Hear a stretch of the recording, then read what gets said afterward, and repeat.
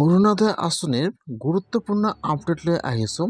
এতিয়া কিন্তু আপোনালোকে অৰুণোদয় আঁচনিৰ পইচাটো পাবলৈ হ'লে আপোনালোকৰ একাউণ্ট DBT লিংক থাকিব লাগিব।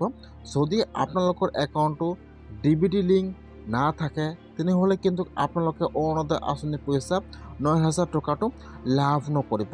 এতিয়া কেনেকুৱাকৈ আপোনালোকে আপোনাৰ নিজৰ মোবাইলৰ পৰা আপোনালোকৰ একাউণ্টটো DBT লিংক আছেনে নাই কেনেকুৱাকৈ চেক কৰিব, আৰু যদি আপোনালোকৰ একাউণ্টটো DBT লিংক নাই এতিয়া কিন্তু আপোনালোকে ঘৰত বহি আপোনাৰ নিজৰ মোবাইলৰ পৰা DBT লিংক কৰিব পাৰিব।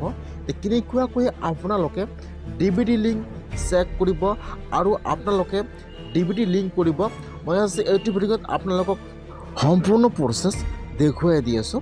আপোনালোকে ভিডিঅ'টো সম্পূৰ্ণকৈ চাই ল'ব স্কিপ নকৰাকৈ, আৰু যদি আপোনালোকে মোৰ চেনেলত নিউ হয় মোৰ চেনেলটো ছাবস্ক্ৰাইব কৰি ৰাখি দিব।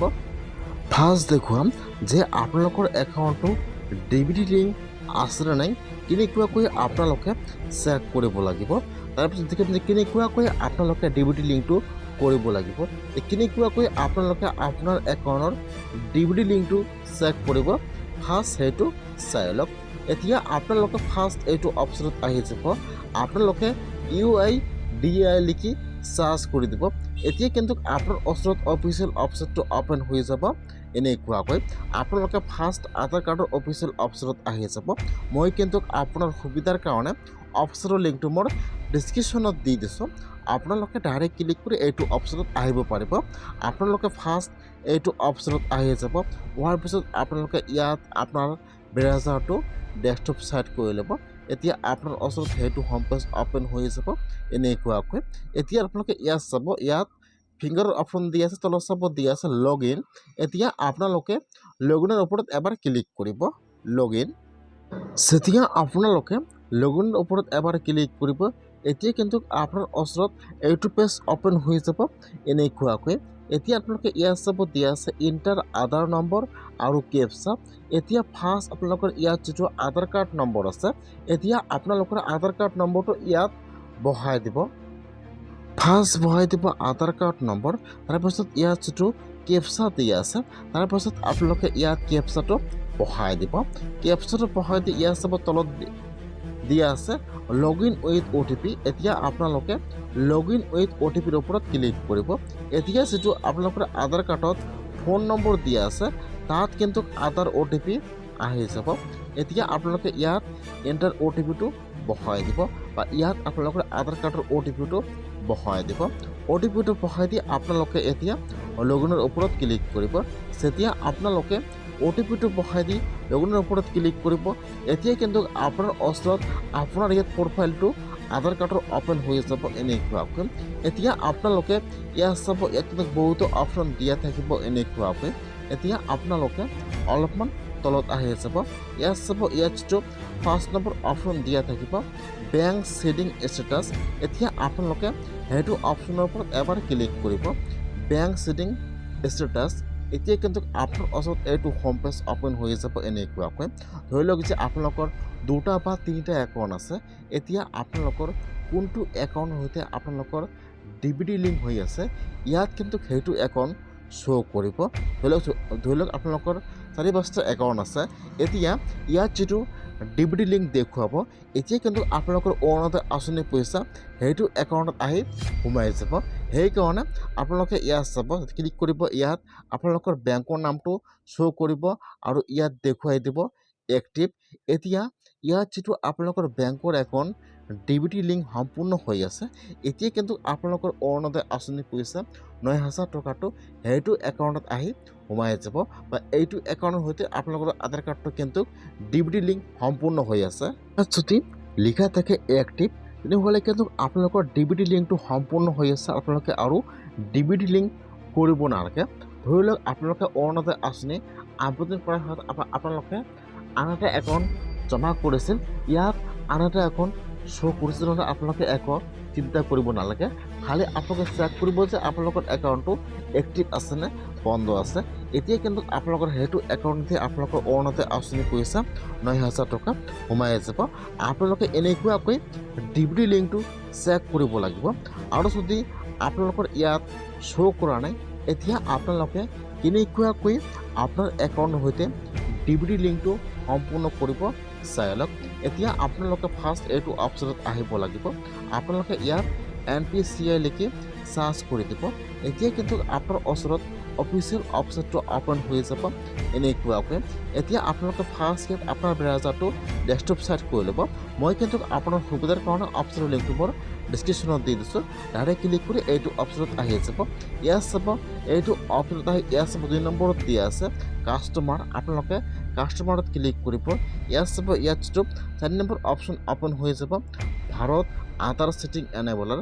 এতিয়া আপোনালোকে এইটো অপশ্যনৰ ওপৰত ক্লিক কৰিব ভাৰত আধাৰ ছেটিং এনেবলাৰ। যেতিয়া আপোনালোকে এইটো অপশ্যনৰ ওপৰত ক্লিক কৰিব ইয়াত আপোনালোকে এলত টেপ মাৰ্ক দি দিব। এতিয়া কিন্তু আপোনাৰ ওচৰত এইটো হোম পেজ অপেন হৈ যাব এনেকুৱাকৈ। ইয়াত চাব 2 নম্বৰত দিয়া আছে আধাৰ ছেটিং আৰু ডে ছেটিং। এতিয়া আপোনালোকে ইয়াৰ পৰা 2 নম্বৰ অপশ্যনটোৰ ওপৰত ক্লিক কৰিব লাগিব আধাৰ ছেটিং এণ্ড ডে ছেটিং। ইয়াত কিন্তু টাইমাৰ দিয়া থাকিব 8 মিনিট। এতিয়া কিন্তু আপোনালোকৰ 8 মিনিটৰ ভিতৰত আপোনালোকৰ সম্পূৰ্ণ কাম কৰিব লাগিব। কি কৰিব জানি লওক। এতিয়া ফাৰ্ষ্ট চাব ইয়াত দিয়া আছে এণ্টাৰ আধাৰ নম্বৰ। এতিয়া যিটো আপোনালোকৰ আধাৰ কাৰ্ড নম্বৰ আছে ফাৰ্ষ্ট আপোনালোকে ইয়াত আপোনালোকৰ আধাৰ কাৰ্ড নম্বৰটো বহাই দিব লাগিব। ইয়াত যিটো আপোনালোকৰ আধাৰ কাৰ্ড নম্বৰ আছে এণ্টাৰ ইউৰ আধাৰ, আপোনালোকে ফাৰ্ষ্ট ইয়াত আপোনালোকৰ আধাৰ কাৰ্ড নম্বৰটো বহাই দিব। আৰু ইয়াত চাব দিয়া আছে ৰিকুৱেষ্ট ফৰ আধাৰ।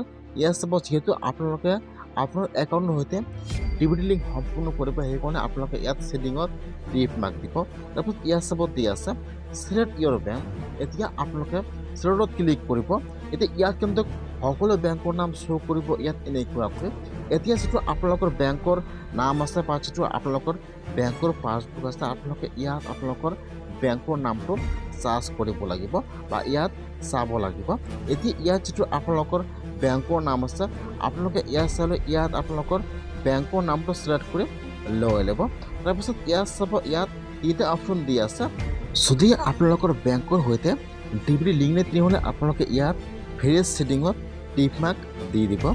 ধৰি লওক আপোনালোকৰ 2টা বা 3টা একাউণ্ট আছে।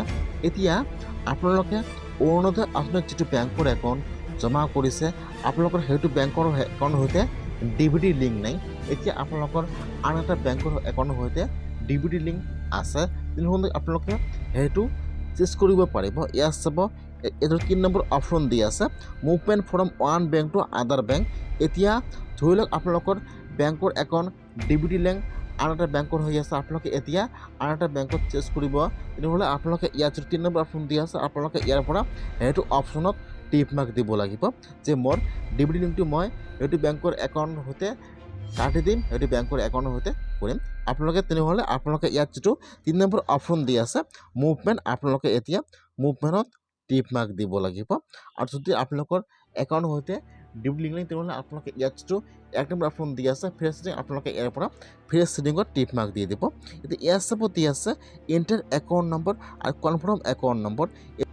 এতিয়া যিটো আপোনালোকৰ বেংকৰ একাউণ্ট নম্বৰ আছে আপোনালোকে এই দুটাৰ ওপৰত আপোনালোকৰ বেংকৰ একাউণ্ট নম্বৰ বহাই দিব। একাউণ্ট নম্বৰ আৰু কনফাৰ্ম একাউণ্ট নম্বৰ ইয়াত আপোনালোকৰ একাউণ্ট নম্বৰটো বহাই দিব। আৰু এতিয়া আপোনালোকে সেইটো বক্সত টিপ মাৰ্ক দি দিব। এতিয়া তলত যে কেপচা আহিছে এতিয়া আপোনালোকে কেপচাটো বহাই দিব।